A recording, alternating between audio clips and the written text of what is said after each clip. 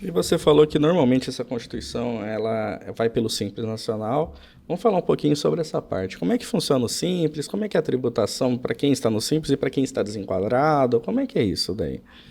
Bem, hoje nós sabemos que qualquer empresa ela pode optar, né? Diferentemente de anos atrás, que a atividade do Simples Nacional também era restrita a algumas profissões, hoje o direito é abrangido pelo Simples Nacional. Então, por uma questão lógica, né, o governo possibilita que você se enquadre no Simples Nacional e, com isso, você tem uma tributação muito menor do que o lucro presumido, por exemplo, que seria uma segunda opção de regime tributário. O Simples Nacional hoje, tá? Os escritórios de advocacia, eles estão enquadrados no anexo que começa em 4,5% de tributação no Simples Nacional. Então, só aí a gente já consegue ver uma diferença, né? Sim. 7,5% é apenas um tributo na pessoa física, que é o imposto de renda. 7,5% de um tributo. E a gente falou que na pessoa física tem 3, né? Exato. Já no Simples Nacional, a gente está falando que ele começa em 4,5% o DAS, que é o Documento de Arrecadação Simplificado, ou seja, que une todos os tributos. Então, você já começa a ver que existe ali uma diferença, uma economia tributária, simplesmente de você migrar de PF para PJ. Ok? Vamos lá. Então, assim, o advogado já deveria começar com pessoa jurídica. Se fosse ver preto no branco, né, por conta de todas essas vantagens que você falou, a pessoa jurídica é indicada desde o primeiro dia. Exatamente. E é por isso que eu comentei. Você não tem mais justificativa, eu não tenho sócio para abrir, eu não tenho uma sala comercial, sendo que você pode abrir na sua casa, você pode abrir uma SLU, não cobra taxa, anuidade. Então, assim, não tem por que a pessoa ter vários processos e depois fazer aquela migração, aquela data corte que eu comentei. Por isso mesmo que eu comentei isso. Você pode muito bem pensar em começar já com a constituição de uma PJ. Só que eu vou fazer uma meia-culpa aqui, né? Que eu sou da turma que começou na pessoa física e está fazendo essa migração. E esse processo de migração, ele é difícil, porque é aquilo que você falou. A gente tem uma série de recebimentos futuros, né? Via precatórios para ser pago nos próximos anos, que eles vão ser tributados na pessoa física, não tem o que fazer. Para mim, é totalmente difícil fazer essa mudança agora para a pessoa jurídica, aliás, né, é impossível fazer essa alteração. Então, a gente fica de mãos atadas, tendo um prejuízo financeiro do ponto de vista fiscal, né? Realmente, eu fui um dos que deixou dinheiro na mesa. Exatamente, né? Mas com certeza os nossos colegas que estão assistindo esse podcast agora já vão poder começar com uma outra mentalidade. Um outro ponto importante que eu acho interessante ressaltar, né? Uma particularidade do direito é que nós temos sempre, né? Como tudo, né? Um ônus e um bônus, né?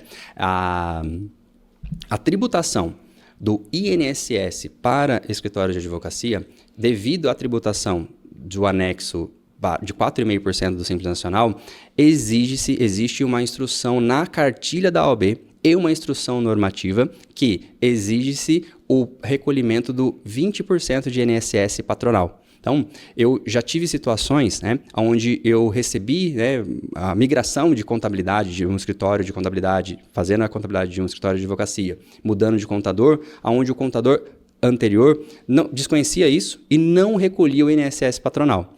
Tivemos situações recentes, né, onde o INSS, devido às apurações, né, do Simples Nacional, pegou e cobrou os últimos 5 anos do INSS sobre o Prolabore. E além disso, né, se a empresa tivesse, se o escritório de advocacia, ele tiver um funcionário CLT, também tem o 1% de RAT que deve ser recolhido sobre essa folha. Então, um ponto ali a ressaltar é que muitos escritórios de contabilidade que não acompanham a legislação específica acabam não tributando o 20% de INSS patronal e, inevitavelmente, uma hora ou outra, a conta chega e aí você tem que pagar tudo com multa e juros retroagindo. Então, é importante considerar esse o custo, mas, em vias de regras, o mais, né, comum nós temos a retirada de prolabore de um salário mínimo. Então, ainda assim, é muito mais vantajoso, de uma alíquota muito menor, do que você tributar tudo na pessoa física, no carnê-leão. Entendi. E daí você estava falando essa questão do prolabore. Às vezes pode acontecer do advogado não ter faturamento naquele mês e efetivamente a empresa nada gerou. Como é que fica essa questão do pagamento de INSS dele, desse prolabore? Como é que funciona essa parte?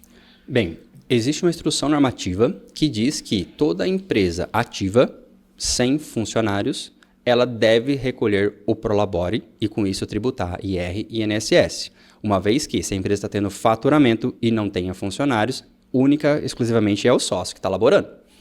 Só que o inverso a gente pode entender também, que se não há faturamento, a gente não tem que falar nada de nenhuma tributação, nem de Simples Nacional, porque não tem nota, então não tem o fato gerador para emitir a guia do Simples Nacional, e também não tem o fato gerador, não tem labor nenhum ali para a gente fazer a tributação do INSS. Resumidamente, uma empresa, né, um escritório de advocacia que não tenha faturamento, ela não tem nenhuma tributação naquele mês. Ela não é inativa, ok? Porque o conceito de inatividade é mas ela é uma empresa ativa sem movimento. O que isso significa? Que na contabilidade a gente tem que concluir os livros fiscais junto à prefeitura, tem que fazer a declaração em branco, né, zerada, do Simples Nacional, temos que transmitir também uma folha de pagamentos com valor zerado para que não haja multas. Então, assim, a empresa sem movimento, ativa sem movimento, o único custo que esse empresário, né, esse advogado empreendedor teria é um honorário mínimo com a contabilidade, sim, para cumprir essas obrigações sem movimento. Teria que ainda assim pagar a taxa anual de fiscalização da prefeitura. Então, mesmo que a sua empresa ficou sem faturar o ano inteiro, virou o ano, a prefeitura vai te mandar uma taxinha de funcionamento. Toda a prefeitura tem assim, cada uma varia o valor, mas basicamente esse seria o custo. E um custo anual também de ter o certificado digital, esse CNPJ ativo. Então, basicamente, esse seria o custo de uma empresa sem movimento, né? Uma empresa ativa sem movimento. E, eventualmente, emitir uma nota acima de um salário mínimo, a gente já consegue, aí sim, fazer a tributação do Prolabore. Legal. E no